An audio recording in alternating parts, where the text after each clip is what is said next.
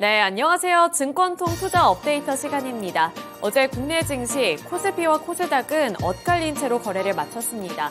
출발할 때 양 지수는 하락하며 출발했지만 코스피 같은 경우 외국인 투자자들이 매수하면서 장 막판에는 상승 전환에 성공하며 마무리 지었는데요.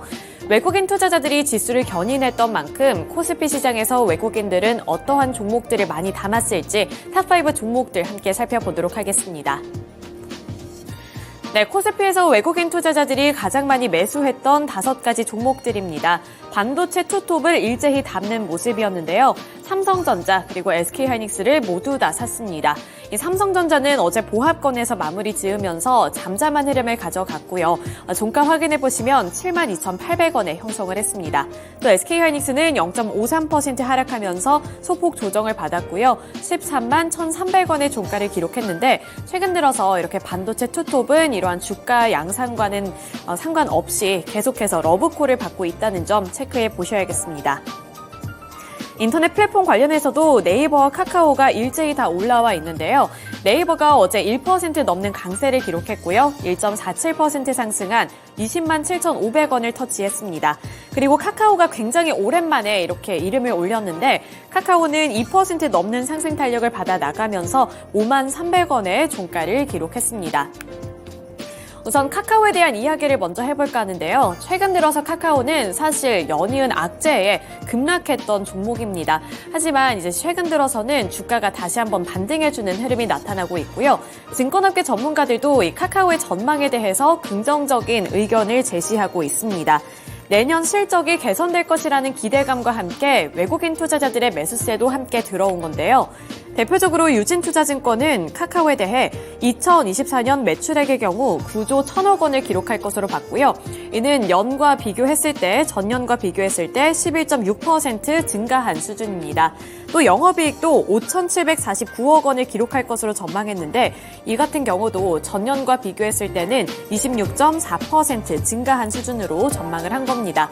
이렇게 전반적으로 실적이 내년부터는 본격적으로 개선될 것으로 봤는데요. 그 원인은 내년 광고 시장의 회복이 있었습니다.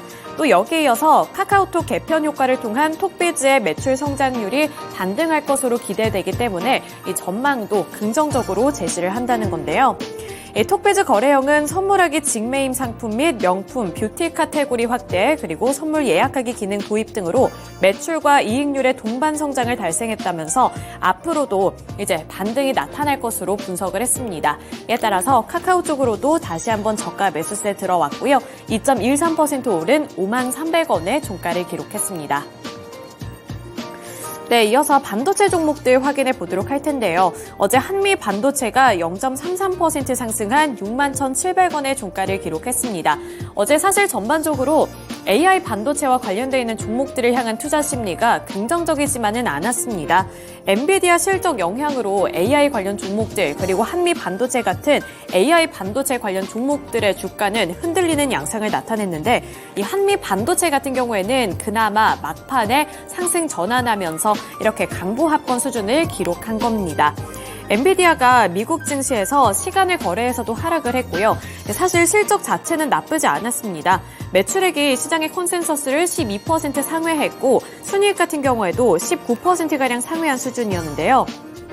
이 실적 자체는 이렇게 시장의 예상치를 상회했고 4분기 매출 전망치도 시장의 예상치를 웃도는 200억 달러 가량으로 제시가 됐지만 미국 정부의 중국 등에 대한 수출 규제로 인해 해당 지역의 매출이 감소할 수도 있다는 전망이 투자 심리를 위축시켰습니다.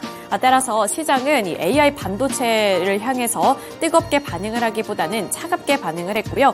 여기서 한미 반도체도 사실 어제 강한 흐름을 나타내진 않았지만 나머지 AI 반도체 종목들과 비교했을 때는 막판에 이렇게 상승 전환하면서 강보합권 수준에서 마무리 지었습니다. 네, 이어서 코스닥으로 넘어가 보겠습니다.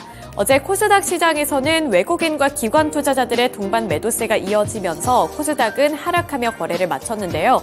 어제 코스닥에서 거래량이 많이 몰렸던 종목들은 어떤 것이 있었을지 함께 살펴보도록 하겠습니다. 전 KNN이 가장 상단에 위치해 있고요. 다음으로 우듬지팜, MDS테크, 서남, 그리고 에코볼트까지 이렇게 5가지 종목군들이 올라와 있습니다. 가장 상단에 위치해 있는 KNN 같은 경우 13% 넘는 강세를 기록했지만 어제 장중까지만 하더라도 그렇게 뚜렷한 이슈는 없었습니다. 따라서 KNN과 관련되어 있는 또는 미디어와 관련되어 있는 이슈는 지속적으로 체크를 해보셔야겠고요.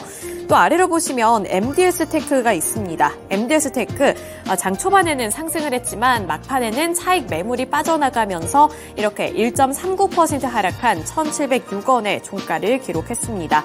이 MDS테크가 거래량이 많이 몰렸는데 변동성도 상당히 강했다는 점 체크해 보셔야겠고요. 에코볼트 같은 경우에도 최대 주주 대상 50억 원 규모의 제3자 배정 유상증자를 결정했다는 소식에 어제 급등세를 연출해줬습니다. 12.65% 상승한 1,220원을 터치했습니다. 그리고 우듬지팜 같은 경우에는 최근 들어서 이 화면에 굉장히 자주 출연하는 그러한 종목인데요. 우듬지팜이 어제도 2.19% 상승하면서 2,795원에 거래를 마쳤습니다. 이 우듬지팜 같은 경우 최근 들어서 4흘 연속으로 상승세를 이어가고 있는데 이 스마트팜 전문 시공사인 우듬지 ENC를 자회사로 설립을 해서 사우디아라비아 등 450조 원에 달하는 전 세계 스마트팜 시장을 겨냥한 본격 수출에 나선다는 소식이 주가를 견인했습니다. 어제 사실은 2%를 넘어서는 7%를 넘기는 상승률을 나타내기도 했지만 장 막판에 가면서는 차익 매물이 빠져나가면서 2%대로 제한적인 상승 탄력을 받았습니다. 네, 이어서 특징주 살펴보겠습니다. 특징 종목으로는 서남 살펴보도록 할 텐데요.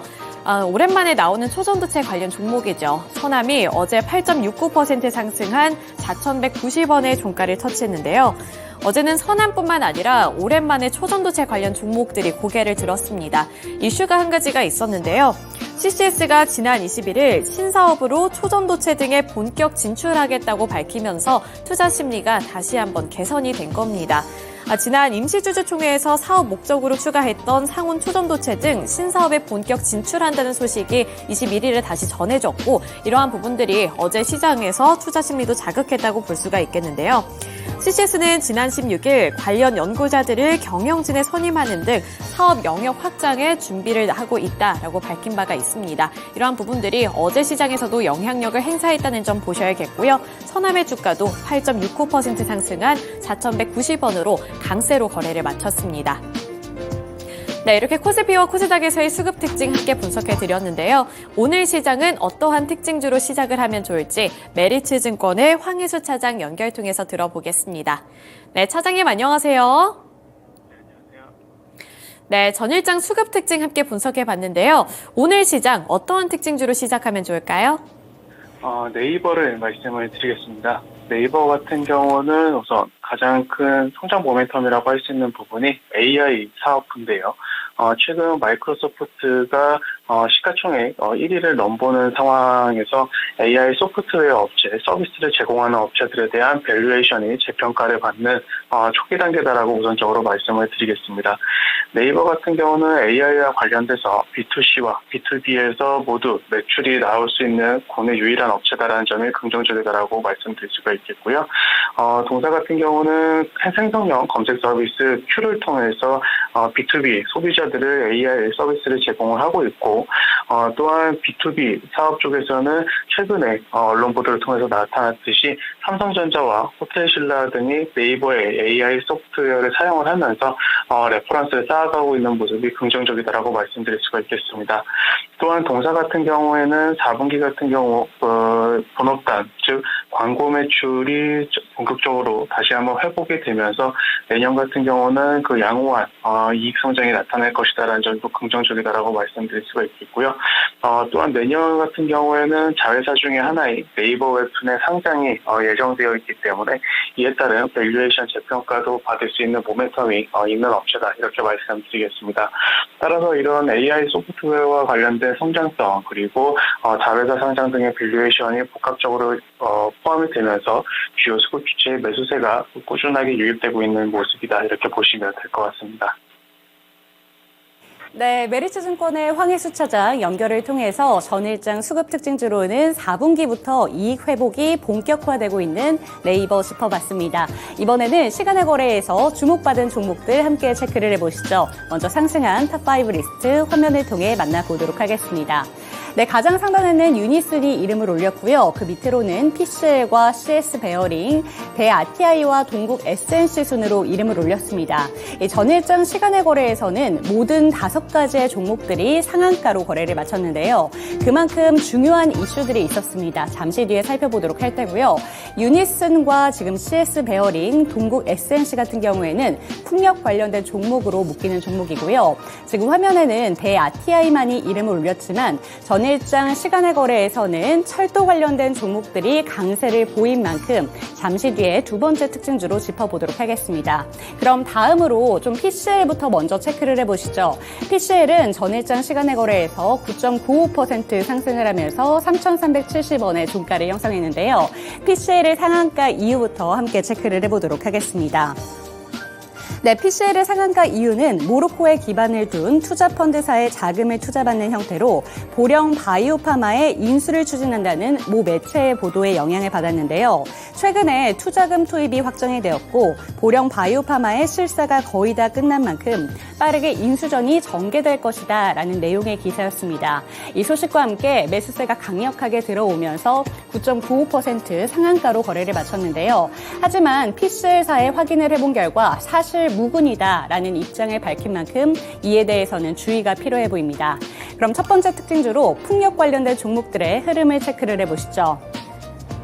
네, 가장 상단에 이름을 올린 유니슨은 9.96% 상승을 했고요. CS 베어링과 동국 SNC는 각각 9.95%, 9.89%의 상승을 보여줬습니다.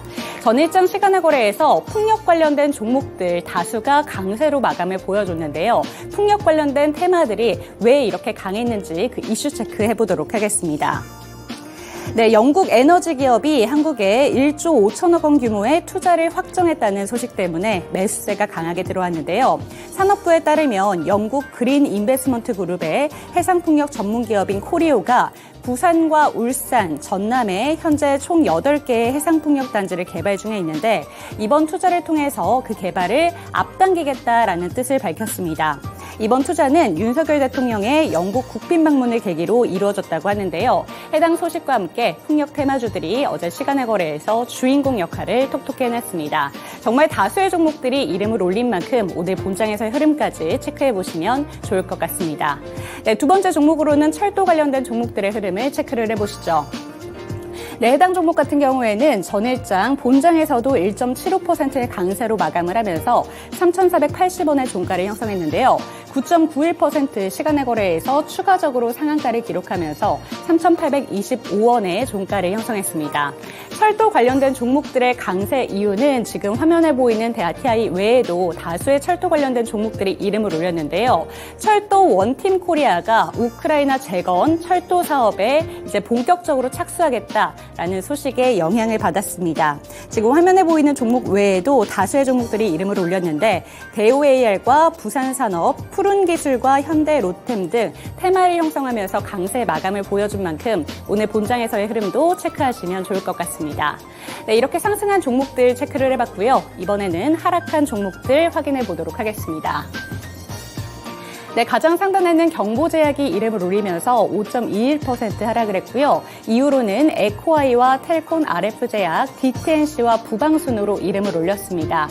전일장 시간의 거래에서는 최근에 신규 상장한 종목인 에코아이를 제외한 나머지 모든 종목들은 장마감 이후에 올라온 공시 소식에 매도세가 몰렸는데요. 한 종목씩 체크를 해보도록 하겠습니다. 네, 경보제약은 정부의 펜타닐 처방 제한 방침에 따른 수혜주로 부각을 받으면서 전일장 본장에서 장 막판에 급등세를 보여준 종목이었습니다. 그런데 종가 급변 종목으로 지정이 되면서 투자 경고 종목으로 공시가 나왔고요. 5.21% 약세로 거래를 마쳤습니다. 텔콘 RF제약 역시 투자 주의 공시에 4%대 약세 마감을 보여줬고요. 한편 DTNC 같은 경우에는 최근에 한동훈 정치 테마로 연결이 되면서 매수 랠리가 강하게 들어왔었던 종목이었는데 전일장 시간의 거래에서는 한동훈 정치 테마주들이 일제히 약세 마감하는 모습을 보여줬습니다. 지금 DTNC 역시나 4.76%로 가장 크게 하락세를 보여줬는데요. 여기에다가 투자 경고 종목으로 지정이 함께 되면서 매도세가 강하게 들어왔습니다. 끝으로 부방은 단기 과열 종목으로 지정 공시가 되면서 4.23% 하락하며 4,075원의 종가를 형성했습니다. 네, 이렇게 시간의 거래에서 약세 마감한 종목들까지 체크를 해봤습니다. 다시 한번 메리츠증권 황혜수 차장 연결해 보겠습니다. 네, 차장님 안녕하세요. 네, 안녕하세요. 네, 시간의 거래에서는 어떤 특징주를 체크해보면 좋을까요? CS 베어링을 말씀드리겠는데요. 우선 영국 에너지 기업이 한국에 1조 5천억 원 규모의 투자를 확정하고 투자 신고서를 제출했다는 소식이 전일 같은 경우 풍력 관련 종목들이 시간에서 강세를 보였습니다. CS 베어링도 이런 소식으로 시간에서 강한 모습을 보여줬는데요. 실질적으로 영국 그린 인베스트먼트 그룹에서 그 해상 풍력 개발 전문 기업 코리어 같은 경우 국내에 2.9 기가와트 규모의 해상풍력 발전단지를 개발하고 있고 이번 투자를 통해서 기존에 진행 중인 프로젝트 추진을 가속화할 것이다라고 밝히기도 했는데요. 이에 따라서 풍력 관련된 그 종목들이 강한 모습을 보여줬습니다. CS 베어링 같은 경우는 펀더멘탈적으로 봤을 때 3분기는 일시적인 비용 부담으로 인해서 적자 전환했지만 4분기부터는 다시 한번 흑자 전환될 것으로 전망이 되고 있고 내년 같은 경우에는 그 추가적인 매출처를 통한 수주도 기대가 되기 때문에 내년에는 예상되는 매출액이 1,750억 원, 영업이익은 193억 원으로 2023년 대비 영업이익 기준 500% 이상 실적이 급증하는 모습이 나타날 것이다라는 점을 긍정적이다라고 말씀드릴 수가 있겠습니다. 따라서 물론 풍력 관련된 이런 뉴스 플로우에 따라서 주가 단기 변동성은 나타날 수 있지만 장기적인 흐름으로 봤을 때도 나쁘지 않은 업체다 이렇게 말씀드리겠습니다. 네, 메리츠증권의 황희수 차장 연결을 통해서 전일장 시간외에서 살펴볼 만한 특징주로는 CS 베어링 살펴봤습니다. 네, 오늘도 좋은 말씀 감사드립니다. 감사합니다.